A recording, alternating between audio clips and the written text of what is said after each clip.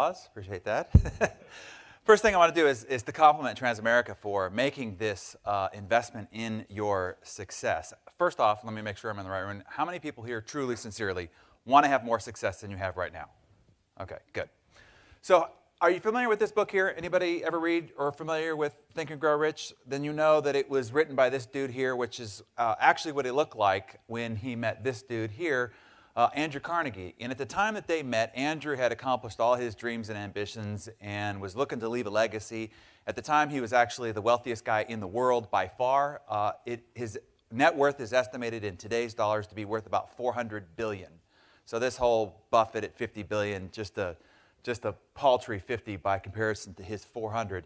And Napoleon weaseled his way into his conference room and just started grilling Andrew with every question he could possibly think of about how he created his success and how he motivated himself and how he motivated his employees and what he did first thing in the morning. And Andrew, after 2 hours, took a liking to this young man and said, you know, if you'll take this ravenous appetite to figure out the keys to success, I'll open up my little black book and get you an appointment with people in this world that nobody else can get an appointment with, but they're friends of mine, and they'll take their appointment if you come with my calling card. And if you'll then take all the ideas that you collect, put it into a book, and make it available to the world, I'll fund the whole expedition. Well, as you know, Napoleon Hill took Andrew Carnegie up on that, and as a result of it, Andrew opened up the door for Napoleon to sit knee to knee with the likes of Henry Ford and Thomas Edison and Alexander Graham Bell and both Roosevelts, Wrigley, Firestone, Rockefeller. I mean, imagine sitting knee to knee with Rockefeller in his steely blue eyes and asking him the questions of what created his extraordinary success. And then he packaged it up into the book that became Think and Grow Rich. Later in his life, Napoleon Hill became the editor of Success magazine. Today, I sit in the very chair that was once occupied by Napoleon Hill. And the lineage of Success, in fact, kind of goes back all the way to 1891 when it was started by Orson Swett Marden. And then you might be familiar with W. Clement Stone, another legendary figure in the personal development business. Once was publisher. He had Og Mandino as an editor in Napoleon Hill. And then in 2007, we acquired Success magazine. We put it back on newsstand in 2008. Y'all remember what 2008 was like, right? How about putting out a new print publication in March of 2008? That's what we did. And it was after Success had been the mockery of the publishing world because it had failed 3 times in a row. And so we had the largest first issue magazine release in the history of publishing. We sold 1 million copies of our first issue, which was bigger than Oprah, Martha Stewart. Condé Nast launched a publication at the same time called Portfolio. It was dead in 2 years. And so what's happened is exactly 100 years later from the time that Napoleon met Andrew Carnegie is the time that I became publisher of Success magazine. And really, the same calling card that Andrew gave Napoleon, Success magazine has been for me. And so I've had a chance to get in front of and meet with and study and interview the greatest business industrialists of our time. And so today, Transamerica didn't just hire me to come and talk to you about success and talk about productivity secrets of super achievers. Really on this stage with me here today is the best ideas from Richard Branson and Steve Jobs and Warren Buffett and Jeff Bezos and the like. And so in the short time we have together, I'm going to distill 8 years of the most intensive success study, getting a chance to get in the minds and hearts and backstages of the most successful people that have lived during our time and digest it for you in short order. What we're going to talk about are what are the productivity secrets of super achievers. How do these people who end up on the cover of Success magazine end up doing 50, 100, and sometimes 1,000 times more than any of us in this very room when we all live in the same 24/7, 365 world? What are they doing that the rest of us aren't doing to create their extraordinary results because they're sheer mortal flesh, bones, and blood like the rest of us in the same exact period of time? So that's what I want to try to distill for you in our little bit of time together here. So how many people right now already say, man, I already work hard? How many people would claim that you work hard? You don't work hard right there? No? Not working hard? Well, any of you guys got bosses here? Put that hand up, man. See, I bet that the reason why you're not producing more is not because you're not working hard enough or you're not working long enough. None of those are really the reasons why you're not producing more in the marketplace. It has nothing to do with how hard or how long that you're working. You see, I was raised by a single university football coach father. And the only way you got any love and attention in my household was to work hard and to put in late nights and study through weekends and dribble with your left hand with your right hand tied behind your back if you couldn't dribble with your left. I mean, working hard was never going to be my handicap in life. And so by the time I was 18 years old, I was earning a six-figure income. And when I was 20 years of age, I got into the real estate business. And by 24, I was earning $1 million a year. And 27, I had a $50 million business. And it was all because I just had this work ethic of working brutally hard. But I reached the plateau where, number one, I was killing myself. I had no life. And I could not create any more success than this plateau, the ceiling of sorts, through the just brute force method of trying to succeed. When I met these three guys is when I finally discovered what it was that I was doing wrong. Because if the key to success was working hard, working long, exhaustive hours, there's no question I'd be wealthier than Richard Branson, Donald Trump, and Tony Hawk. But in reality, in a world of 24/7, 365, these three guys were kicking my ass. And not only were they wealthier than I was, they actually, I know that I was not frolicking on the beach as much as Richard Branson was doing on his own private island. I know I wasn't playing as much golf as Donald Trump does in his own private golf resorts. And I'm certain that I didn't have as much time to spend with my hobbies or my friends or my family as Tony Hawk was with his. And yet they were wealthier, they had more free time, they were a lot less stressed, and they were having a greater impact in the world. And so it really became this passionate obsession of mine to try to figure out what was it that they were doing that I wasn't doing that was getting their results versus my results. And so what I want to try to do is to outline for you the difference between being an overachiever, which I would imagine many of you in this room are, just like I was, working long, exhaustive hours. Nobody is going to accuse you of not working hard enough. But yet your results are still limited, as mine were. To transition into what I call a superachiever, those people that you do see end up on the cover of Success Magazine. You see, there are, I call, 4 categories of people in the world. And if you look at this axis, at the top are results, and on the horizontal axis is time and effort put. The first type of person is what I call the unengaged. Okay, these are the people that the only thing that they're trying to learn is how to install a rear end in their recliner on the weekends, right? They're not here. They might have been invited to this, but they didn't decide to show up. We don't have to worry about the unengaged. They're not here to listen. The next type of person is what I call the overmotivated underachiever. These are the people who read all the personal development books, right? They go to all the seminars, they sign up for it all, they read all the blogs, they go to all the webinars, and they apply none of it. And yet, they get no results as a result of it, right? But they're reading it all, and they're motivated, they're dream boarding, and they're meditating, and they're doing all the stuff, but they're not applying any of it, and that's why they don't get any results. Spending a lot of time, energy, and effort on those endeavors, by the way, but still getting very little result. The next is where I lived most of my life. The overmotivated, overwhelmed overachiever. Spending just brute force amount of time and energy. Yes, getting more results than the average bear, but nowhere near the kind of results that I could have. What I want to do is try to help you become what I call the stunningly successful superachiever, where you see, spending very little time, energy, and effort, you can end up getting extraordinary results. So no matter where it is that you might find yourself on this matrix here, what I want to do is to try to help you get over into the far left corner and help you become what I call superachiever. So what is it that stops the superachiever? What is, in essence, your kryptonite? There's one destructive force out there in the world that is causing all of us with great capabilities, great potential. Because here's what I promise you. Those of you that are sitting here, your current results are nowhere near what you're truly capable of.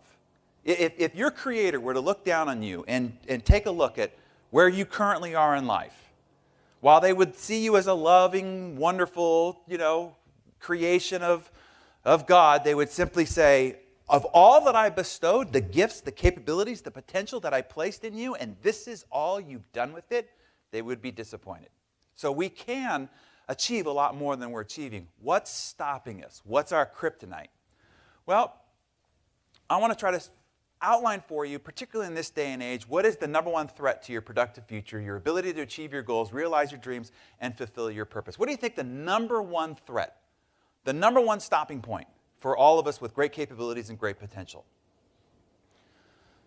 Imagine this. Imagine somebody came into your office and they went to the reception desk where you keep a little petty cash drawer, and they just started taking out $100 bills and lighting them on fire.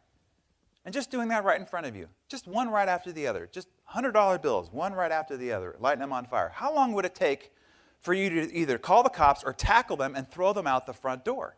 But see, this is what's happening. All day, every day, inside your office, this is exactly what's happening, where people are just burning money. Well, what is it that is, who is it and what is it that's happening that is robbing you and robbing the people inside your office? When it comes right down to it, it is distractions. Distractions is your kryptonite to your super productive capabilities. In fact, it is to everybody in our current society. And study shows that organizations lose $10,000 per employee just due to distractions a year. So that means that if you have 100 people in your organization, you're losing $1 million a year. Net. We're not talking about top-line revenue. We're talking about net productivity, $1 million a year if you have just 100 employees. As a nation, we're losing at least $650 billion a year. And that's a couple of years old because the distraction rate is proliferating at an epic volume. So the number one threat to your productive future, your ability to achieve your goals, is being able to control distractions. I say that the number one skill, and I get asked this all the time because I'm in the business of curating and publishing ideas on success. The number one skill you need in the 21st century, the most imperative skill of all, is learning to control your attention, learning to control your focus in today's epically distracting world. Because this is the epic battle of our times. We're constantly being swirled within a digital world. We used to have to, it was either a ring of a phone or a knock at the door for you to get distracted. But now we've got all these devices. All these are like open windows that we have brought into our environment, whether it be a laptop, a computer, a tablet, a mobile phone, where you are just at any time can be immediately distracted. And we are being distracted every minute on the minute as a result of these open doors and open vessels into our lives. And so this has become the great conundrum of our ability to stay on track, stay in focused, stay into what I call REM productivity. If this was the skill line in the 20th century of an achiever, if you grew your skills of time management, leadership, success, at this rate, you'd end up at the top of your organization. You'd end up being number one in the marketplace if you put this sort of dedication into growing your skills. But here's the problem. Because of technology, the proliferation of technology, you see, technology has advanced far faster than our human capability to manage ourselves with it. That technology, progress, and change in our society has hit an exponential rate. And this is the progress line of what's taking place because of technology. And you could see that about 2010 started there to be a gap between human capability of skill development and technology proliferation in our society. You get to 2015, where we're at now, 2020, it's going to leave a lot of people behind. There are plenty of people in the 20th century who were successful, who are going to not be successful in the 21st century because they are not scaling their skills at the same rate that we are scaling change and progress in our society. This is what it looks like to most people when you enter your office each morning. I mean, just try to focus on one of those boxes. And you can see that, number one, it's difficult because all the other boxes around it are competing for your attention. And if you try really hard, what you end up doing is getting a headache and blurry-eyed. That's exactly what's happening inside your office every single day. All these competing priorities and agendas and solicitations of your attention and time is drawing you, and that's the reason why you're overwhelmed, stressed, anxious, and underproducing. In this day and age, you don't just need to focus. We've always needed to focus. You needed to focus in the 18th century, the 19th century, the 20th century. In the 21st century, you need insane focus. Your skill set of keeping your attention and keeping your focus has to be at an insane level. So what I want to try to help you do today, okay, in the short time we've got, is to take this conundrum that you're faced with every single day you walk into your office, and I want to help you do three things. Number one, I want to gray out all those solicitations on your time and attention. That's number one. And then I want to point out the three boxes on that grid that actually matter.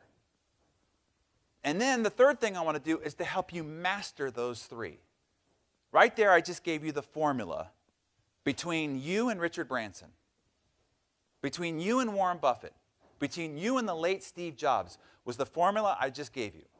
How to remove the other needless solicitations on your time, energy, and creative capacity, show you the few that matter, and then deepen your skills on those few, and that will dramatically separate you from any of your contemporaries, any of the competitors in your marketplace, any of the other people in your office. So let's do that. What I want to show you to do is to scale your skills at the same rate that we're scaling change and progress within our society. I'm actually excited that these are very difficult times for people to keep up, because I know that I will scale my skills at an aggressive rate, and many people who won't will get left behind. It will be easier to be a superachiever in today's world than it was in the past, because it will be more difficult for most people who don't focus on scaling their skills at the same rate that change and progress is taking place around us. So this is what I call the productivity secrets of superachievers. So the question I'm asked all the time is, all right, all these people who end up on the cover of Success, because see, there's 7 billion people on the planet, we only get to pick 12. 12 people out of 7 billion to put on the cover of Success magazine. What did these people do that the rest of us not do, that separated them from everybody else? So let me give you the answer. The answer is it had nothing to do with what they do. What Richard Branson does and what Warren Buffett does is not anything different than what you're doing. It's not what they do that actually separates them from you and everybody else. In fact, it's what they don't do. What they don't do has more to do with their success than what it is that they do. You're already doing what everybody you see on the cover of Success magazine is. The problem is all the other crap you're doing is watering that down and diminishing your results. You see, yes is easy. When you say yes, a knock at the door, do you have a minute? Yes, I have a minute. Will you be on this conference call? Yes, I'll be on the conference call. Will you join us for lunch? Yeah, I'll join you for lunch. You want to go out with this couple who you don't even like and go out to dinner? Yes, I'll go out with the couple I don't want to go out with and spend my time doing that. Because there's no argument or resistance in yes. But here's the thing that I want to impose upon you today. The master skill of success is no. The master skill of success is your ability to say no. Now, if you don't want to believe me, believe Warren Buffett. When I asked Warren, I said, what is, in your being the Oracle of Omaha, maybe one of the wisest financial prudent people in the history of humanity, what is the number one key to your great success? If it came down to one thing, what would that one thing be? Now, this is the reason for his $50 billion net worth. This is it right here. Like one answer, here it comes. This is the answer he gave. For every 100 great opportunities that are brought to me, I say no 99 times. The Oracle of Omaha, of all the wise things he could have said, he says that his success is saying no 99 out of 100 times. As a matter of fact, he goes on to say, the difference between successful people and very successful people are, very successful people say no to almost everything. So they have that time to do the thing that actually matters. So, the late Steve Jobs, getting a chance to talk with him, and I said, of all the things that you and Apple have built, what is the thing you're most proud of? Because I wanted to know if it was like the revolutionary iPod when he came out with it, or whether it was some small project that never really got commercialized, but he loved it, right? Well, this was his answer. I'm as proud of what we don't do as I am of what we do. There's this reoccurring theme that seems to show up with all these people who end up becoming these uber achievers. He went on to say, that deciding what not to do is as important as deciding what to do. It's true for companies, and it's true for people. He says, people think focus means saying yes to the thing you have to focus on. You see, that's what all of us are doing. It's like, what do I got to work on? What do I have to focus on? And he says, no, that's not what it means at all. It means saying no to the 100 other good ideas there are. You have to pick carefully. Success is saying no to 1,000 things. So this is Mark Parker. We have the audio live, right? When he first took over the chair for CEO of Nike, he was having a conversation with Steve Jobs. They were working on the Nike Plus collaboration and asked whether Steve had any advice for him becoming the new CEO of Nike. And so this is Mark talking about that dialogue real quick. You mentioned last night when we were having dinner that when you first got the job as CEO, you got a call from Jobs and he offered you some advice. Well, he didn't call to offer me advice, but we had worked together on a Nike-Apple collaboration called Nike Plus. So we took what Apple knows, what Nike knows, and brought a new technology to the market. Anyway, long story short, he said, hey, congratulations, it's great, you're going to do a great job. I said, well, do you have any advice? And he said, no, you're great. And then there was a pause, and he goes, well, I do have some advice. He goes, Nike makes some of the best product in the world. I mean, product that you lust after, absolutely beautiful, stunning product. But you also make a lot of crap. He said, just get rid of the crappy stuff and focus on the good stuff. And then I expected a little pause and a laugh, but there was a pause but no laugh at the end. Yeah. And he was absolutely right. And in fact, that's one of my major focal points in terms of my priorities as a CEO and even as a designer when I was growing up at the company, is to edit. I mean, we have so many ideas. Nike is an idea factory. To edit. So I ask you the question, what crappy stuff do you need to stop doing so that you can focus on the good stuff? Now, I hope that you're hearing me here, because this really is the separating factor. The ability to say no to very tempting, very shiny, very alluring commitments on your time that make you feel good, make you look like a hero, make you be the white knight, all these things that, make you look busy and needed and valued and feel significant and so forth. Your ability to abstain and to say no is truly the big separating factor. I think Kenneth Cole kind of puts it in the one sentence that sums up this of where we're at so far. Success has less to do with what we can get ourselves to do. See, that's what I always thought. I need to be more successful. What else do I need to do? What else do I need to do? And he says, no. Success has less to do with what we can get ourselves to do and more to do with keeping ourselves from doing what we shouldn't. Peter Drucker put it this way. He says, there's nothing so useless as doing efficiently that which we should not be doing at all. And most of us spend most of our days trying to be better at doing things that we shouldn't be doing at all. So consider this. If you looked at your calendar last week, okay, so that we can just sort of bring this into your world, make sure that it's applicable. If we looked at your calendar last week, ask yourself this. What should you have said no to that you spent a lot of time and energy on?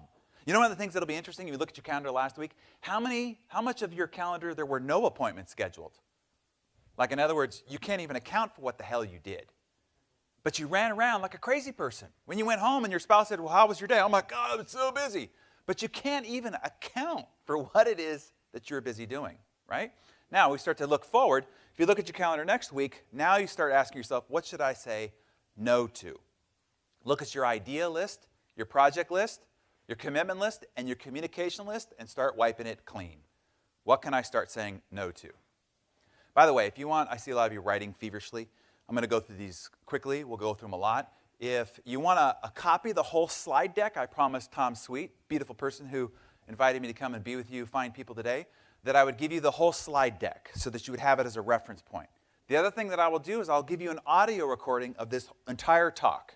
So if you want to hear it again or you want to go back to your team and share it with them, you are welcome to do so. The only thing that I ask is that you do not post it publicly on YouTube or anywhere else, okay? We got a deal? So all you do is just text your name and email address to that phone number. It'll send you the link to the site where you can download the slide deck, There's a lot of worksheets that will help you think through a lot of these things. There's the audio recording of it as well. But do it in 48 hours because I have another commitment and it will go to that other conference, okay? So if you didn't get the number, it's over on the left-hand side as we carry forth. So then you might be saying, okay, well, if all you're telling me to do is to stop doing everything, obviously that's not going to ultimately take you to the land of success. There's got to be some things that we have to do. So what do we do then? Well, success is not going to be by you doing many things, spinning many plates, juggling multiple balls. Instead, it's going to be a factor of doing fewer things and then doing those fewer things at a level of mastery. See, super achievers learn to focus on what I call the vital few. And this is going to end up being your execution framework, the vital few. It's better to be world-class at a few things than mediocre at many. You see, what happens is we all try to be good at a lot of things. And we end up mediocre at everything. We never get world-class at anything. And the world forgets us because we never became world-class at anything. When you look at the faces that appear on the screen here, these are people who will be forever remembered in history. These are the people who pushed human progress forward, did something significant. They're known to be world-class. But the thing that's interesting that you need to know is they're known to be world-class at probably one thing. And if you read their biographies, they were rather mediocre, if not even a little bit terrible, in much of the rest of their lives. But they were world-class, and history will remember their contribution because they were world-class at one thing. So what are you going to be world-class at? If there's one thing that you could become world-class at, what is that one thing? Whether it's a skill, whether it's a contribution, what is it that you'll be world-class at? So I coach CEOs of a variety of companies all over the country, all over the world. In fact, Doug Traylor, who's here, is in one of my elite groups. And with this elite group, we go to these great, fantastic resorts all over the world. And this was at the Grand Del Mar in Del Mar, California. And a few of the guys wanted to come in early and play golf. And I'm like, guys, they invited me to play. And I'm like, I don't really play a lot of golf. I'm not really that good at, he's like, no, we just want to be with you. Just doesn't matter how you play. Just come out and be with us. I'm like, you're going to be sorry you invited me. And they're like, no, just come out. So I agreed to it. And we get out on the first tee box, and I said, all right, gentlemen, I'm going to give you a workshop here today. And they're like, oh, that's pretty cocky talk for a guy who says he doesn't play much golf. I said, yeah, just trust me on this. And so I said, I'll tee off first. I go up there, and I put the ball down, and I take my club, and I'm an athlete. I've played some sports, so I kind of take this and I just reach back. That backswing where you're scratching your shin, on the backstroke, and I just put this Herculean swing on it and just crush this drive, okay? And it goes like this, in the trees. And I dropped the club and I said, gentlemen, workshop over. They're like, no, dude, your ball's out of bounds. You got to hit it again. I said, I just proved to you why super achievers suck at golf and most every other thing, because this game takes too much damn time. If I were good at golf, you wouldn't have flown into Del Mar to be part of my elite CEO group. So what happens here is that to become world class at one thing, you have to relegate lots of other things to mediocrity, if not even to being really, really bad at. And so I'm going to suggest that you make a give up list. Because, see, that's a lot of people's problem, is we're trying to be good at a lot of things. We end up mediocre at everything and never really great at anything. And so to become world class, to become great at one thing, you've got to reallocate time. So this is my give up list. Now, I'm just sharing you mine. You don't have to take mine. I'm just giving you an example so that you can create a framework for your own. So I gave up television. I don't watch TV. I have no idea what television programs are popular. I've never seen a Housewives of this or a Voice of that or an American of this or nothing. I have no idea what goes on in television. The average American, 8 hours plus a day? Imagine what you could do with 8 hours of refocused time, right? I mean, even if it's 2 to 4 hours, enormous amount of time. I give up news. I don't watch any news. I don't listen to any news. I don't read any news whatsoever. I know some of you will disagree with that, but I have this sort of divide and conquer sort of mentality, which is like, okay, you You've got cancer, you've got the whales, you've got Afghanistan, you've got global warming. I've got success. Like, you can sleep at night knowing that I'm going to go and champion success, and I'll sleep at night knowing that you've got military ships handling our business over yonder. And I don't have to pay attention to that, and you don't have to pay attention to this, right? So if it doesn't affect my goals, my family, and the dreams and ambitions that I'm after, what I'm trying to be world class in, I'm just going to assume you all got that and I got this, right? So I don't listen, watch, or read any news. And I know some people that spend hours all day, every day, trying to just absorb the world's worst. Because that's all news is. The worst things that are happening in the world paraded morning, noon, and night. And you're just soaking all that in, and then you're trying to go out there and be inspired and be productive. Not helpful. Now, again, I don't expect you to adopt my list, but I'll watch it. It's interesting, but I don't follow any sports. I always figure, like, if people just took the amount of time that they spend following other people's career and reinvested in their own career, their statistics would go up dramatically, right? So I don't follow any sports. Music. My iTunes library is empty except for all the success CDs that get imported in every time I put it in my computer. Again, I'm not saying you need to take on this list. This is just all the time I would have been trying to get the cover albums to match my iTunes library, I put into my one thing. Bodybuilding. I used to live here in South Beach once before. I live here half-time now. And when I did, I sold a company and I was just going to retire for a while. That was a great mistake. And all I did was work out for 2 or 3 hours a day. And I was like 220, with 20 pounds heavier than I am right now, all muscle. And I said, forget it, it's too much time. I'm just going to stay healthy. And I took the 2 extra hours that I was spending doing that, reallocated it towards my one thing. I live on 2 coasts, San Diego and here in South Beach, and I don't surf. Now, I envy people who surf and they find their like spiritual bliss out there. I just took that time and reallocated it to my one thing.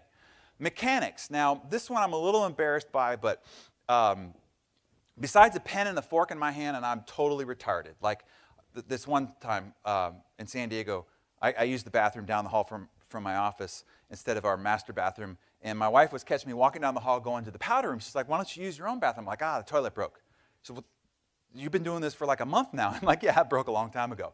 She says, well, why don't you fix it? I'm like, I don't know how to fix it. She said, well, come in here. She goes into my bathroom and she takes off the top of the tank. I'm like, oh, that's how you get that thing off, right? And so she takes the chain, puts it back on the lever, and flushes the toilet. She says, it's fixed. Now, again, I'm not proud about how retarded I am as a mechanic, but I took all the time and energy that I would have spent doing that. On Saturday, you know, a wife usually has the honey-do list. I go and say, honey, who can I hire to do what you need to get done, right? So that's my life, and much, much more. And so all these things where I'm retarded or mediocre in my life, all those things, the time and energy and life force and capacity I would have spent there, I reallocated it to my one thing. And my one thing is what we're doing here right now. Okay, so you'll have to come up with your own give-up list of sorts, where you just relegate it. Like, take the pride and the ego you've got about having to be, proficient at something and just give it up, and then take the time and energy and put it towards your one thing. So I ask you, what are you going to give up so that you can get what you really want? Because most of the things that you're spending a lot of time and energy putting effort towards, you don't really care, actually, to be great at. But yet, it's still taking life force from you. So let me just sum up where we're at so far, okay? Number 1 is this. Stop doing most of the things that you're doing. Literally, we took 99% of all the things you're spending your time on each and every day. Most of it is not productive. Then focus on the few things that are and that matter, and then master them. Then go about drilling deep on the mastery of those few skills. And I'm telling you, the difference between what could be your success a year from now versus where you're at right now, if you just did that formula right here, would be dramatic. I'm talking about a multiplied outcome of where you're at right now, if you just did that 3-point formula right there. So let me show you the vital few, understanding your vital signs of strategic productivity. Okay, so if you get in a car wreck and your leg's sticking out of your leg meat and and you're bleeding out your ear and so forth, and you're rushed to the emergency room, what's the first thing they're going to do? Right. They're not going to worry about your bone sticking out of your leg or the blood coming out of your ear. They're going to check your vital signs, because they could be working on your leg and not realize that your heart rate is dropping precipitously and you could be dead before they bandage up your leg. So the first thing they do is figure out where your vital signs are. Same thing when it comes to your productivity. There are things that are vital, metrics that are vital to your productivity. While you're going and chasing the extremities, the fires that are happening over here, the loud voices, the solicitations, the sirens call, you could actually be killing your productivity and not even knowing it. So let's talk about what are those vital signs. There are vital few functions, vital few priorities, vital few metrics, and vital few improvements. If all you do is focus on the few in each of these categories, I'm telling you where you could be a year from now is extraordinary. We'll walk through these real quick. Vital few functions. These are the few functions that matter the most. The reason why you're paid what you're paid. These are the functions that make you the rainmaker of your particular job position. When I spent time with this guy here, I love this guy, Mehmet Oz, an extraordinary human being. I mean, when I met him, he had his Emmy Award-winning TV show already. He was still doing 200 open heart surgeries a year. And he has a whole line of best-selling books, 2 nonprofit organizations. The guy was just prolific. And I'm spending time with him, and he's the most relaxed, calm, non-stressed, not looking at any smartphone, none of the rest of that guy. And I said, Mehmet, how are you doing this? How are you pulling all this off? Because, man, I'm doing 1/10 of what you're doing, and I'm running around like a crazy person. He said, you know, I learned a long time ago that there are only a vital few functions that are important in any endeavor. He says, for instance, take heart surgery. He says, there's 1,000 little procedures that are done in the midst of a heart procedure. He says, but I don't clean the room or the instruments or even open up the body cavity. He says, I have staff that do that, and then they get it to a point, and now it's time for those vital few functions. Those are the things that I do. So I walk in cleaned up, and then I perform those vital few functions. Now, these are vital because if they're done well, patient survives. They're done wrong, patient dies. And so I've got to be ready to be excellent at those vital few. I do those vital few, and then I leave the room and have the staff take care of the rest. He said, same thing when it comes to a TV show. He said, I don't edit the commercials and put the staging light around. He says, there's a vital few functions that they're expecting me to be excellent at, to be ready, prepared, and on point. And so I work on those vital few functions. I show up, I deliver those vital few functions, I leave the rest to a capable team. Same thing with running a nonprofit, same thing with writing up a line of best-selling books. And so what he said is, you have to identify your vital few functions. What are the vital few functions that only you can do? And it's the reason why you're the rainmaker. And then leave the rest to a capable team and get excellent at those vital few. Now, there are not 5,000 functions that are important for you to do to be successful at what you do. That's the mistake most people make. In fact, it always comes down to less than a half a dozen. I'll give you, for instance, when I was in real estate, there are 5,000 functions you could mistake that are needed to do to be productive in real estate. If any of you are familiar with this, I'll just read off a few. Get the permit report from the city, meet with the selling agent, check on the septic tank history, review the utility bills, send thank you gifts, prospect, show property, go on broker tour, get buyer pre-qualified. 5,000 things you can run around like your head cut off and be productive, right? I learned real quickly there are only 3 things that matter. When I do them, and only I can do these 3 things, you can't delegate, can't have a staff do these 3 things, only I can do it. And when I do them, we get paid. The cash register rings. Those things were pitching a listing, negotiating a contract, and prospecting. And when I did these things, we made money. And when I was doing the other things, we weren't. And so I became so fanatical about focusing my time on these 3 things that I actually bought a stopwatch and wore it around my neck. And every time I was doing one of those 3 things, I turned it on. As soon as I stopped doing one of those things, I turned it off. So for instance, I'm prospecting, going door to door. Knock, knock, knock. Door opens, turn it on. Talk, talk, talk. Door closes, turn it off. Down the driveway, up the driveway, knock, knock, knock. Door opens, on. Door closes, off. Go home, ring, ring, ring. Phone answers, on. Phone down, off. So the first day that I did this, I just wanted to set the bar really high, just to crush it, right? So every day thereafter, I'd have to try to match that number. I was a little crazy back yonder, right? So I put in this 16-hour day. I mean, it's 10:30 at night. I'm exhausted, and I wouldn't let myself look at it all day, and now it's time for the big reveal as I turn it over. So that first day, putting in 16 hours, guess how much time I was able to log? 2 hours, 3 hours? 30 minutes. 19 minutes and 54 seconds. Now, I put in a 16-hour day. I mean, just worked like a crazy. If you asked any of my office mates, was he productive or was he screwing up? No, that guy's crazy. He won't even talk to us in the hallway. But the amount of time I was actually doing anything that mattered was only 19 minutes and 54 seconds. When I saw that, that is when I became a crazy person. Getting it from 20 minutes to 40 minutes was unbelievable. The first time I got it up over an hour, I threw an office-wide party. In my 4 years in real estate, I think I got it up to 4 hours, maybe a dozen times. Which means what? In 4 years, I worked a half day a dozen times. When you figure out what your vital few functions are, like the things that only you can do, because that's why you get paid the big bucks. Like you don't get paid the big bucks to drive around papers and all the things that, files and all the other conversations that you're having. But the few things that make it rain and only you can do, when you figure out what those few things are, and if all you take from what our time here is, identify your vital few functions that only you can do and time them, the amount of time that you're spending on them. First of all, the first time you do that, you have a shocking reality about how little time you're actually spending doing anything that matters. And then if all you do over the next year, 90 days, 30 days, is try to increase that number every single day, you'll multiply your productivity, you'll multiply your results, you'll multiply anything you can accomplish in life. Simple as that.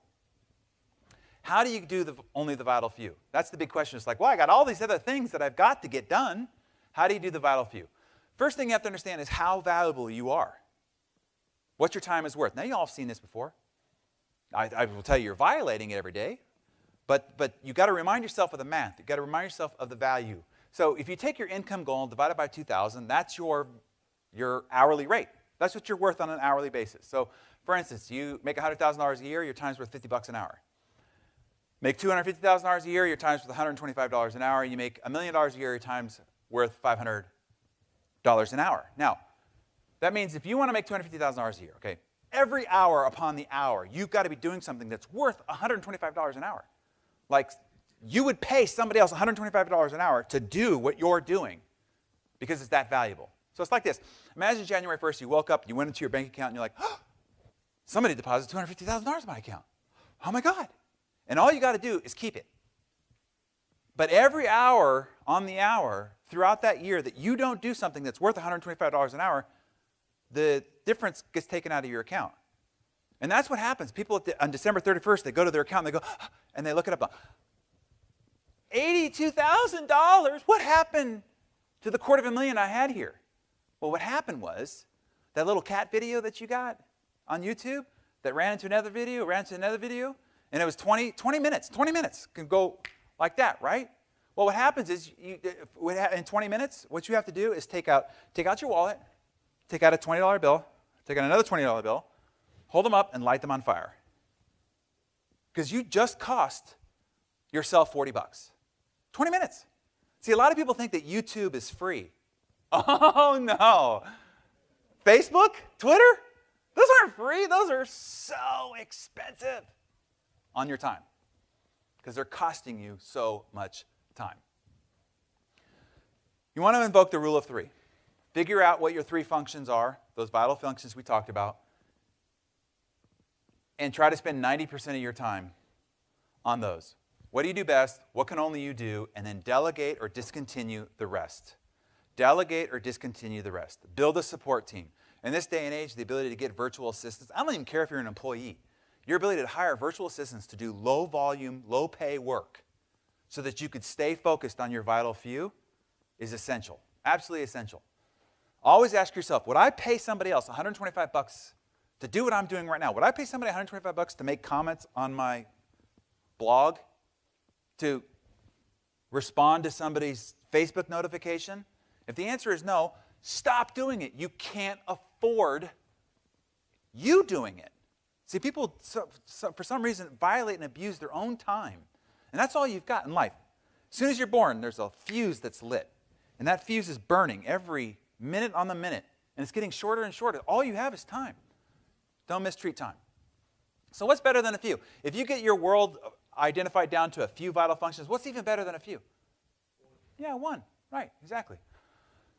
learned it from this guy here, Joel Osteen. Now, a lot of people see him as a Christian televangelist and so forth. I don't. I see him as a CEO of a several $100 million organization, which is in fact what he is. And so I said to Joel, man, you're reaching 40 million people a week. You got this large organization. We're basically in the same business, trying to inspire hope and abundance in people's lives. You're killing it, and I'm not. How are you doing all this? And he says, when I first took over the church from my father, he says, I was trying to do it all. He says, I was doing weddings and baptisms and funerals, and he says, I was even, adjusting the lights, for the stage before we went on air. And he said, our organization stalled. It couldn't grow any further than my calendar could stretch. I realized that I was the main constraint. Number one, I was killing myself, and secondly, we were stalled. So he said, I had to figure out how to stop doing as many things as possible. So I asked myself the question, what's the one thing that I do that has the greatest contribution to our overall success? And he said, I realized it was the 22 minutes on Sunday. If those 22 minutes are inspiring and hopeful and funny and engaging, it drives the rest of the engine. He said, so I stopped doing everything but those 22 minutes. So literally his schedule to this day, Wednesday he just thinks, reads, and drafts ideas about what he might want to talk about on Sunday. The whole day. Does nothing but sort of enriches himself so he can think about what he wants to do on Sunday. Thursday he writes out his sermon word for word. The whole day. You can't reach him. Family can't reach him. Staff can't reach him. Friday he spends the whole day just memorizing it. You ever seen him on Sunday? Like the guy, no notes, magic, right? Saturday he delivers it twice to a closed group inside his church. Sunday, lights, action, camera, bam. I mean, I say he's one of the best keynote speakers of our day. He has to do 22 brand new keynotes every single year. Most speakers have one stump speech, and that's it. That's how they spend their career. He's got to do 22 new ones a year. How can he do that? Because it's all he does. All week, throughout the whole week, just for 22 minutes. And now he reaches 40 million people instead of the small church that he started with in Houston. And so I ask you to ask yourself, what is your one highest activity? The one thing you do. When you do it, you're not getting paid $125 an hour. You're getting paid thousands of dollars an hour because that activity is so valuable to driving the economic engine of your business. You figure out what that is and then arrange your life to try to do nothing but, or as much as possible, more percentage of just doing that one thing, your world will change. So here's your goal. You want to do fewer functions more often and get better at them. Now let's talk about the vital few priorities. Okay? A lot of people don't understand the difference between a function and a priority. A function is, what is that job description thing that you do that makes it rain? A priority is, what are the tasks that have to be done underneath that function in order to create an outcome? Like, for instance, one of my vital functions is, it's three things. Curating and creating content, speaking for organizations like this to enroll people into the success community, and any public-facing spokesperson, PR, media type work. Now, I'm the publisher, editor of the magazine. You would think, well, isn't it editing meetings and advertising meetings and content and editorial meetings? No, those aren't the three greatest contributions that I provide to the organization. And so let's just take speaking to organizations like this. Well, a vital priority might be preparing a new presentation for an upcoming talk. That's a vital priority underneath a vital function of mine. So these are vital few priorities. The problem is that we suffer from what's called the lion syndrome. The lion syndrome is this. How can an 800-pound killing machine, the greatest machine devised by God to kill prey, is the king of the jungle, the lion? How can a 100-pound human being stay off a killing machine with a simple bar stool and a little whip, when the lion could take one swipe of his paw and remove the head from the shoulders of that human being? The reason is that lion, when he sees the bar stool, doesn't see one bar stool. It sees the four legs, and it's four threats coming at it simultaneously. And in the overwhelm of all that threat, it submits. It goes docile. Same thing happens when you walk into your office, and you're hit with all these priorities and all these solicitations on your attention. And in the overwhelm of all of that, you think, I'll just check email. I'll just go on Facebook. oh, yes, I have a minute. And you submit. You go docile. That's what happens in what's called the lion syndrome. In the face of too many priorities, it creates paralysis.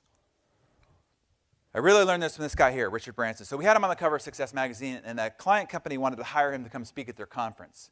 And they asked us if we would contact him, and because we had a relationship now, and we don't like to use our relationships like this, but this company actually was responsible for 60,000 subscriptions to Success Magazine, so we were kind of between a rock and a hard spot. So we called them up and we said, this company wants to hire you to speak at their conference. They're willing to pay you $100,000, which was kind of a stick in my side because they hire me to speak and they don't pay me $100,000. But he's Richard Branson. And would you please speak for their organization? He flatly declined. Called him back and says, no, he said no. He says, well, offer him $250,000. We really want him to speak at our conference. Call him back. They want to offer you $250,000. Flatly declines. Call him back and says, he said no. He says, well, we've already started telling people that we might have Richard Branson at our conference. So I'll tell you what, we'll send our private plane. We'll pick him up. As soon as his foot hits the cement at the conference, we'll have him back on the plane in less than an hour, pay him $500,000 for an hour. Call him back and says, $500,000, flatly declines. And then they're now really, it's becoming kind of an ego issue for them. So they're like, just tell him to name his price. Blank check, whatever he needs to get paid, we'll pay him for an hour. Call him back, name your price. Richard Branson's staff says, right now Richard is focused on 3 strategic priorities, and he will only allow us to allocate his calendar to something that significantly contributes to the accomplishment of one of those 3 strategic priorities, and speaking for a fee is not one of them. That's what's called focus. I remember telling a friend of mine, oh yeah, Richard Branson just turned $500,000 to speak for a company for an hour. And he's like, oh yeah, well, of course, he's Richard Branson. You know, I could never turn down $500,000 to speak for an hour. And I said, well, that's why you're not Richard Branson. Because he didn't just start having this focus. The reason why he's gotten to where he is because he's had this focus all along the way. The difference between you and Richard Branson is this as well. You figure out what your 3 strategic priorities are, and with no shiny, no desirous or temptuous offer will you be distracted. And what you could accomplish would become awesome. Remember what I said, the most important skill of the 21st century is learning to control your attention and keep your focus? That's what he's mastered. I have a friend of mine who finally got his arms around this because he has the disease every entrepreneur salesperson has, which is, it's like a mosquito in a nudist colony. It's like, we don't lack for opportunity, we just lack for, priority, right? So now when anybody comes into his office with a new idea, he always says, what the focus, pal? We have our 3 strategic priorities. Just stay focused. Jim Collins says if you have more than 3 priorities, you don't have any. Warren Buffett, let me give you his method for prioritizing. This is worth the cost of admission to be here, okay? This is how he keeps himself prioritized. Number 1 is he writes down all the priorities he has on a yellow legal pad of paper. As many pages as it takes. All the priorities going on in his world at any one time. We've all heard that before. Number 2, he then narrows it down to his top 3. We've all heard that before as well. Now, what separates the rest of us from Warren Buffett is point number 3. Now he takes the entire list, but those 3, and throws it away. So none of it has the ability to leak any capacity or any bandwidth or any life force while he's focused on those top 3 priorities. And once those top 3 priorities are fully executed, then he goes and just makes a new list. And he says, it's funny, when I make the new list, a lot of the things I thought were so important on the first list don't even reappear on the list again. And so that's a little tip from Buffett. So what's better than a few? If you isolate your focus down to a few priorities, what's even better than a few? Of course, 1. Now, the master of the 1 priority was certainly Steve Jobs. He learned this in the wilderness years as well as when he took over Pixar. And Pixar is a movie studio who only produces 1 movie a year. Now, if you're familiar with Hollywood, if you're a movie studio, you produce 20, 30 movies. You hope 1 or 2 are successful to pay for all the losers. That's how you mitigate your risk. They only do 1, which means that it's sink or swim every single year of their existence. But what Steve realized is when you can get a creative group of people to focus on only 1 thing with no other option, 1 thing, he says that's how you create revolutionary breakthroughs. So when he took back over Apple, he applied that strategy where they only focused on the iPod. The only new product they delivered was the iPod. And it wasn't for 7 years later that they came out with the next new product, which was the iPhone. Now, you got to remember, Samsung, Sony, the rest of them, they're putting out dozens and dozens of products in between these iterations. And then it was the iPad, and then it was a focus on retail. And through this one focused priority, they became the most valuable brand in the world over the Samsungs and the Sonys and the rest of that. One big thing at a time. Steve would actually spend, now you got to remember, he's running 2 publicly held companies. You know what the demands of the CEO are for running a publicly held company? And the multi-billions, right? The shareholder meetings, the investors, the legal liability, all that stuff. He would spend 3 hours every day focused on whatever was the number one priority for Apple at any one time. Whatever the number one priority was for Apple that day, 3 hours of his calendar was focused on just that. Imagine if you took your number one priority and you spent 3 hours on it every single day. What you could accomplish would stagger your competition, no doubt.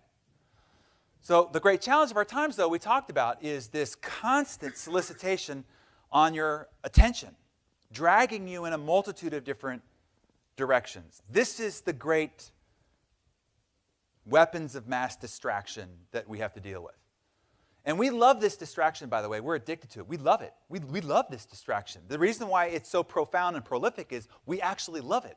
You see, what happens is it offers you some form of relief. If you're prospecting or you're planning or you're working on some marketing copy and you know when it gets difficult and somebody knocks at the door or you get a little a text or you get a ring of the phone, internally, you might not say it out loud, but you go, oh, I can finally have some justifiable excuse to stop doing what it is that I'm doing and focus on this emergency. We have this insatiable thirst for novelty. What's new? What's new? What's new? What's new? What's new? And then lastly, we want to be wanted. This is the biggest disease of what happens out there in today's world. I mean, even Facebook, the button is called what? Like. I mean, we're like kids on a schoolyard. We post something on Facebook and then we sit there and refresh. Refresh. 5 people like it. 5 people like me. I mean, it's absolute. If you just back up from this for a second, see what's happened was it's the boiled frog syndrome. You know the boiled frog syndrome. You put a frog in a room temperature water and it boils, simmer ever so slightly, because it doesn't notice. It will be boiled to death. What's happening with what's going on in our culture is it's happening around us ever so slightly, and our productivity, our focus, our sanity is being boiled to death with what's going on. And it's this, we want to be wanted. I mean, you get a text on your phone, it's like dopamine, right? It's like a drug. Oh, somebody loves me. Somebody needs email. Somebody needs me. You go to your email and refresh and there's no new email and you're like, you feel so unwanted, right? It's crazy what's going on. The consequences, we're overwhelmed, overstimulated, overscheduled, overspent, and unproductive. On an average, we are distracted every 3 minutes. Every 3 minutes. Now, here's the problem. It takes 11 minutes to regain concentration. Anybody see any problem with that math? This is the reason why most of us have not actually entered a state of creative focus or of concentration in the last many years. It's called creative atrophy. It's like REM sleep. Okay, so you know that it's not the amount of time that you spend in bed that determines the quality of your rest. It's the amount of time you spend in REM. Young mothers would be able to tell you, right? If you get woken up 5-6 times in the middle of the night, even if your total log time in bed is 10 hours, you will wake up exhausted. If there's a branch that knocks at the side of your house or a dog barks and it pulls you out of REM repeatedly, it doesn't matter how much time you spend in bed. You'll still wake up exhausted. Same thing when it comes to you at the office. Doesn't matter how much time you spend at the office. Only matters the amount of time you spend in productive REM. You actually could spend 1/3 of the amount of time at the office if that 1/3 was allocated to productive REM. For instance, you want to go from reacting to creating. What happens is, in your office, you're spending most of your day reacting. Do you realize that when you get an email or a text or an RSS feed or a blog comment, all those things are solicitations of somebody else's agenda that you're reacting to? And most of us are spending 90, 95, 99% of our time reacting. rather than creating, rather than going, what are the priorities and goals that I've got with no distraction from anybody else and anybody else's agenda. I'm going to focus on these things that matter to me and my family. Another 28% of productive focus is wasted on multitasking. There's no such thing as multitasking. You can walk and chew gum, but you cannot process two things cognitively at the same time. You cannot listen to a conference call and check email at the same time. Cognitively, that is absolutely impossible. But what it is switching. See, you're listening to a conference call and you're hearing what's being said and you're comprehending it, or you're reading email. But when you're reading email, you are not consciously actually absorbing what's being said in the conference call. And when you're listening to the conference call, you really can't intelligently read email. What you're doing is just switching back and forth cognitively. And when you switch, it makes you dumber than if you were stoned. CNN says that when you switch, your IQ drops by 10 points. When you're baked out of your head, it only drops by 5. So most of us are walking around all day as absolute potheads, stoners, in terms of our cognitive capability to be productive. And like a muscle that goes unused, we have created attention atrophy. We've actually lost the ability to focus and to stay focused and stay into creative REM. We're losing our ability to stay concentrated. So just to take a poll here. Of all the forms of distraction, now all of us are subject to all of these, but what would you say is your number one, like the biggest piece of kryptonite in your life in terms of distracting you from your focus? Of those options right there, how many people would say email? Okay, yeah, it's a big one for me. Phone calls or texts, okay? News updates. We have any politicos in here? Okay. Office drop-ins? You in a chaotic environment where people come and drop? Okay. Self-induced multitasking. You know what's funny is that's always the most popular. Thank you for being honest, by the way. But that's the one you're doing to yourself. Like the rest of these, you're subject to having to sort of thwart the outside world. But that one, we're actually doing to ourselves. So now that you know that it makes you dumber than if you were stoned, maybe you'll work on that one. What we don't want to do is we don't want to mistake movement for achievement. Just because you're running around with your head cut off all day doesn't mean you're actually achieving anything, or activity for productivity, or rushing around for results. We've all had the experience where you go home and your spouse says, well, how was your day? And you're like, oh my God, I'm so busy. Well, what did you do? Well, you said that you wanted to get all these goals done. What did you do today? Yeah. But you're stressed, you're overwhelmed, and you were crazy busy all day. And that's the mistake, is we think that activity, that rushing around, that movement is actually productive, and it's not. You want to measure results by scale, not volume.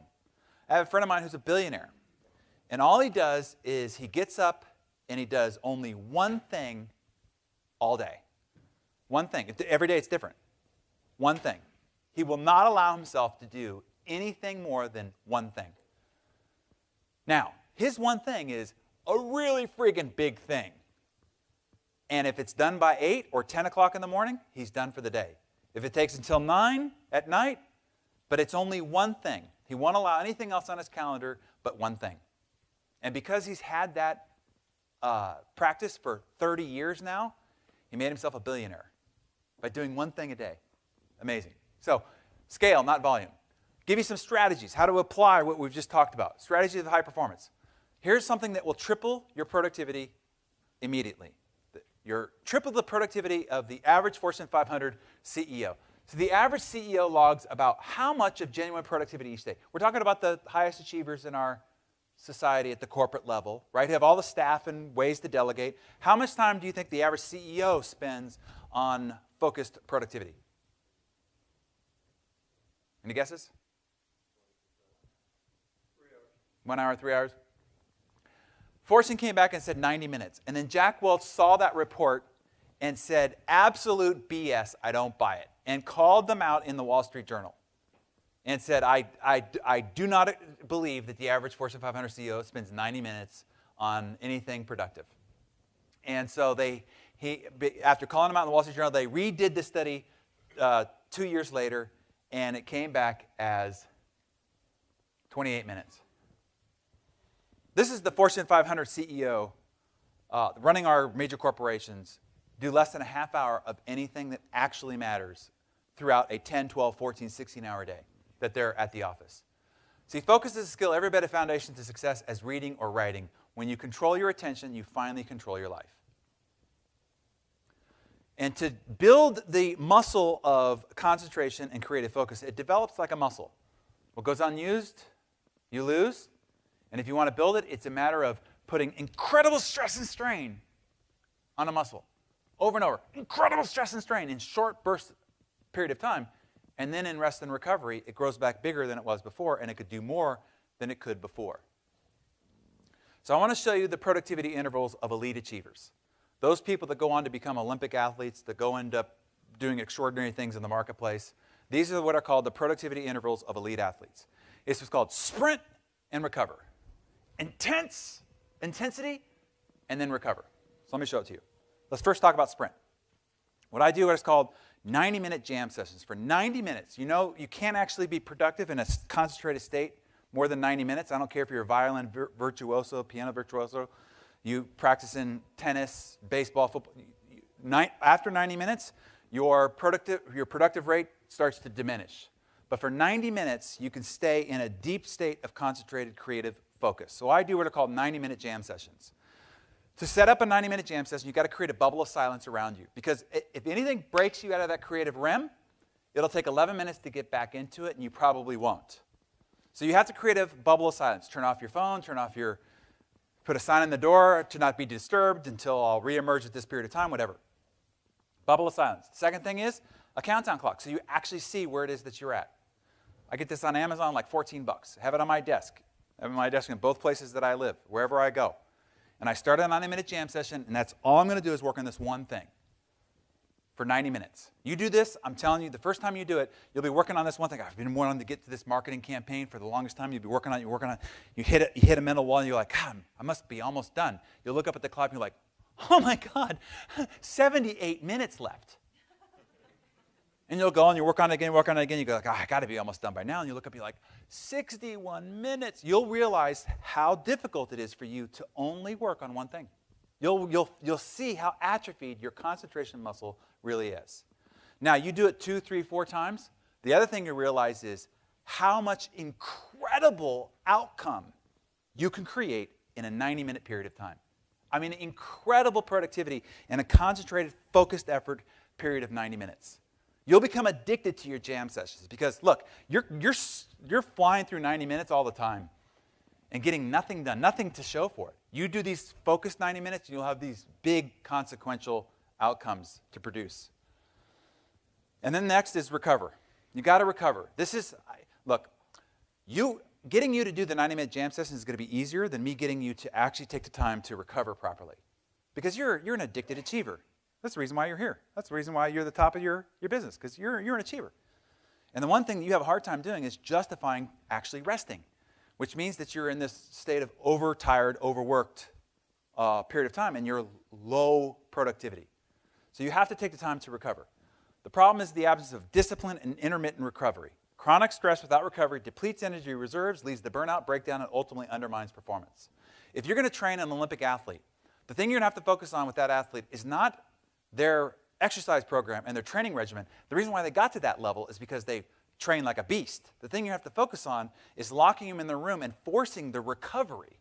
Because when the gun goes off and you got 100 yards, the difference between who wins and who comes in third, that split second is going to be who's got the most in the tank at the time that it matters. Same thing with you at the office as well. I mean, it's true that most workers are overtired and underutilized in terms of their creative capacity. And that's what's stifling their ultimate outcome. And it's because they lack the rest, recovery, and revitalization. Game-changing mindset shift I want to give you is to understand that you get paid to rest. If I am a sponsor of an Olympic athlete, and I know that his or her outcome is going to be on how rest, recovered, and vitalized they are before the competition, I am paying them to rest and recover, because their performance is going to hang in the balance. Same thing with you. When you are resting and recovering, you're getting paid. Because in order for you to be productive on Monday, to be at your highest level of productivity, you have to be revitalized and recovered. Go down to the vital few metrics. Let me boil it down to you in a real simple formula. I call it my massive transformation formula. Number one is you want to take your life and just boil it down to 3 goals. I don't care if you got 100 goals, 1,000 places you want to see before you die, a bucket list of 50 things. 3 goals. The 3 goals that if you accomplish this year would make 2015 the best year of your life. And I know a lot of you have had some great years, but what would it take for 2015 to be the best? The best ever. Well, if I accomplish this at this level, then, but if I accomplish this and that, wow, now that. But if I accomplish this, that, and this at the same time, definitely, no question about it, best year of my life. Great. If those are the 3, throw all the rest away. Because if this is what it takes to make it the best year of your life, all the rest of them will only distract and take life force away from accomplishing those 3. Figure out what your big 3 are, number 1. Number 2, what are the 2 to 3 key behaviors most important for you to accomplishing each one of those big 3? That's it. And then track it. Let me show you. You want to cash out every day. Are you on track or are you off track? This is what I call my weekly rhythm register. It's in the goal achieving program I've used for 20 years. And what you do is you take your big 3 goals, you boil it down to your 2 or 3 behaviors. So let's say your big goals are increase your sales by 30%, lose 15 pounds, increase the intimacy in your marriage. Okay? If you did those 3 things, best year. Fantastic. What are the 2 or 3 behaviors most important for each of those goals? Well, in increasing your sales, maybe it's the number of hours you spend prospecting, number of sales appointments where you're belly to belly with a qualified client. Lose 15 pounds, number of days you do 60 minutes of exercise, drink 10 glasses of water if that's your constraint. Increase the intimacy in your marriage. Maybe you find out the love language of your spouse is expressions of appreciation. And then magic moments, those things that you do something romantic for no damn reason at all, right? Come home with flowers for no good reason, right? A little note left in their briefcase, little sticky on their dashboard, you're so amazing, whatever. Little magic moments. So if that's your game plan, that's it. That's all you got to figure out. Big 3 goals, 2, 3 behaviors. Now, all you have to do is each day figure it out. Did you do it? On Sunday, you say, okay, I'm going to do this one 6 times, 4 times, 5, 6, 10, 3. Takes you less than 3 minutes to plan out your day. And then at the end of every day, you just go check, check, uh-oh, check, uh-oh. And at the end of the week, are you on track or are you off track? I don't care whether you got 300 companies like Richard Branson or you're running your business as you are, you can roll it all up to a single page dashboard and this is it. Those are your big 3 goals that make this the best year of your life, the 2 or 3 key behaviors most important to accomplishing those goals. And all you got to do is chart the amount of times you need to do it and then just check in every day. Did it or not? It's as simple as this. I don't care how sophisticated, complicated your business is. It's all as simple as this. Not doing this, not tracking this, not identifying the 3 and the key behaviors and measuring on a day-to-day basis, that's what causes complicated failures. Vital improvements, last piece. Where is it that you need to improve your skills the most in order to accomplish the goals that you've got? You see, you are at the center of your universe. The world is responding and reacting to you. Every conversation you enter, you change the conversation. You're like lightning in a bottle for every engagement that you step into. And when you change, everything around you changes. You truly are 100% responsible for all the situations that happen around you by your engagement. I kind of call it what was called a personal development set point. It's like a thermostat, right? It doesn't matter what's happening outside, it'll keep the room temperature the same on the inside. So if you set it at 70 degrees, all of a sudden it gets really hot, it'll kick up the air conditioner, bring the temperature back down to 70. All of a sudden it gets really cold, it'll kick up the heat, bring it back to 70. So it doesn't matter what's happening on the outside, the inside stays exactly the same. Well, all of us have a personal development set point. And the reason why you're not able to accomplish more is because that achievement might be above your set point. It works like this. See, a lot of times people will run into a bunch of money, and we see it all the time with lottery winners, right? Somebody's making $30,000 a year, they get paid $20 million. In 3 to 5 years, what's inevitably the situation? How is that possible? How does somebody make $30,000 a year, get $20 million in their hands, and then in 3 to 5 years be broke? Because the money was far above their set point, and unconsciously they did everything they possibly could to get rid of it until it went back down to their personal development set point. A lot of people go on diets, lose a bunch of weight. What happens inevitably? Gain it all back. Why? Because that weight was not commensurate to their personal development set point. See, you could wave a magic wand and put 40 pounds on me by magic. And in 6 to 9 months, what's probably going to be the case? I'm going to lose it off, right? Because that weight is not commensurate to my personal development set point. You could take somebody who's 50 pounds overweight, magic wand, take it all off. In 6 to 9 months, what's inevitably going to be the case? They're going to gain it all back, right? Because that's going to be equal to their personal development set point. Business, you can all of a sudden have a runaway freight train, business starts to grow, but if it's not equal to the personal development set point, it'll fall back right to where it was. So what do you do about this? If you're stuck at a personal development set point, how can you possibly ever achieve what you haven't achieved before? Here's what you do. Stop working on your money, your health, your business, and your relationships. Instead, work on you. And when you grow, when you raise your personal development set point, then all of a sudden, everything in your life grows along with you. My mentor, Jim Rohn, put it this way. For things to change, you have to change. For things to get better, you have to get better. For things to improve, you have to improve. And when you improve, everything in your life improves along with you. What you have to do is to raise your personal development set point. In whatever area you're focused on trying to achieve, underneath that is a skill set point. When you raise the skill set point, then all of a sudden everything around you rises to its level. And I think we actually need to learn less and study more. See, information is not the obstacle to any of our achievements. With a Google search, every piece of information in the world is available to you. Information is not the problem. As a matter of fact, information is the problem because it's overwhelming you, and in the paralysis of too much information, you're doing nothing. And so I say you need to learn less and study more. Find a few things in which you are allocating your attention to and go deep in the study of a few things, period.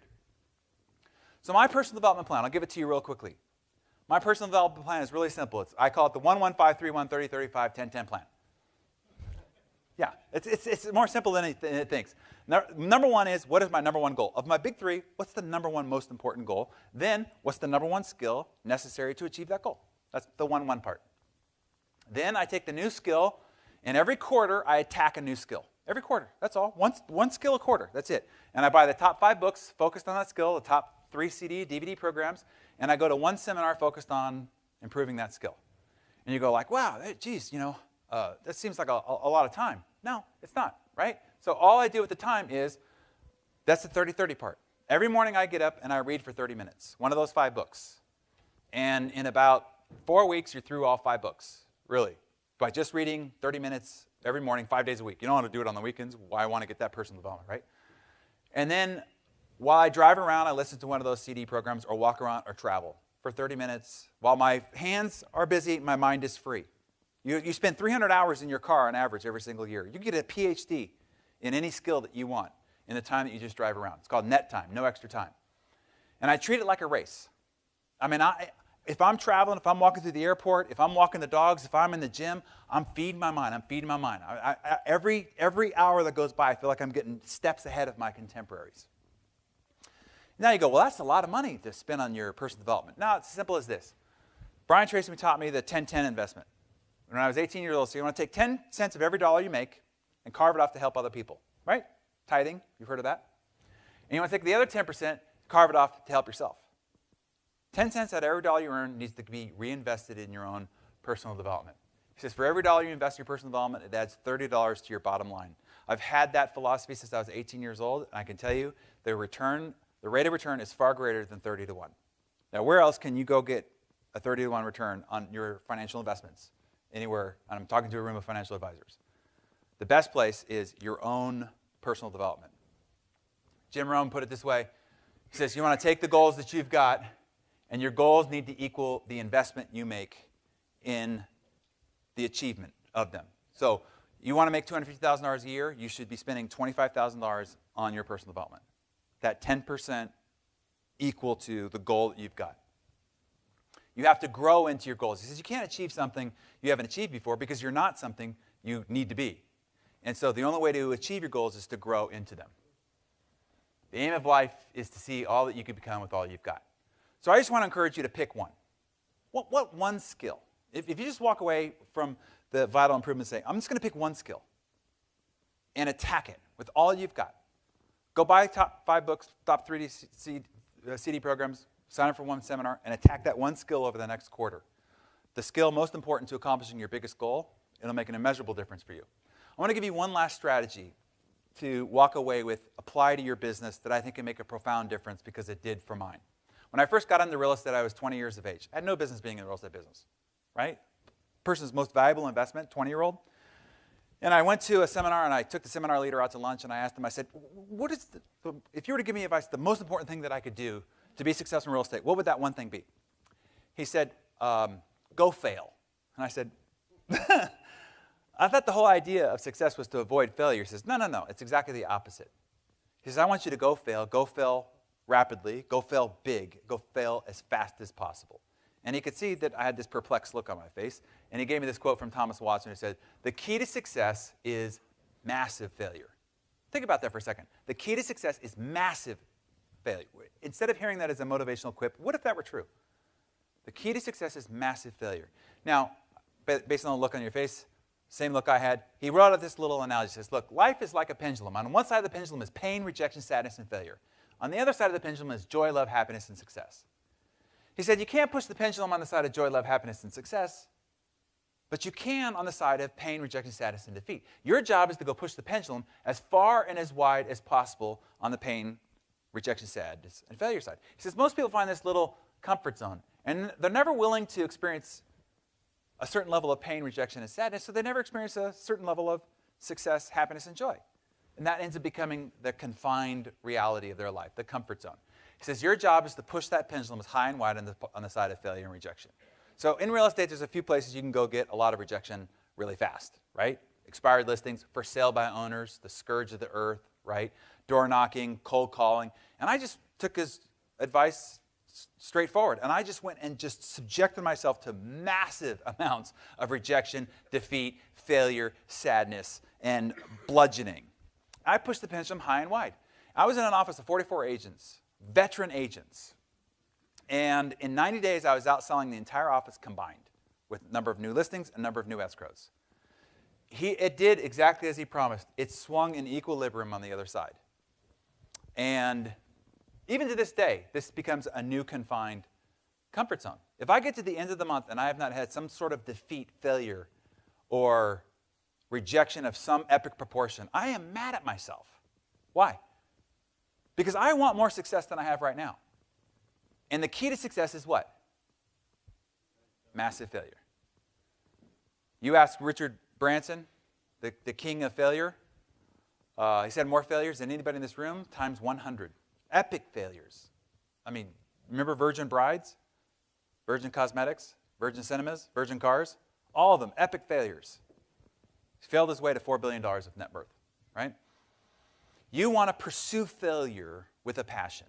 When you can turn fear into fun, when you turn the pursuit, instead of success, when you turn it to the pursuit of failure, of rejection, of defeat, all of a sudden, fear and failure loses its energy. And the only thing that I did in the real estate business over my contemporaries is I just outfailed them.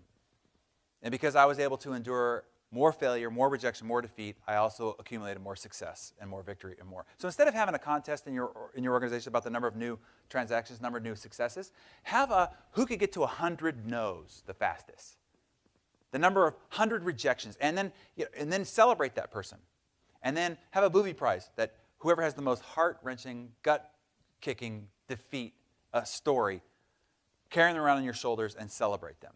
Because when you turn fear into fun, I'm telling you, it loses all of its weight and empowers your productivity like no end.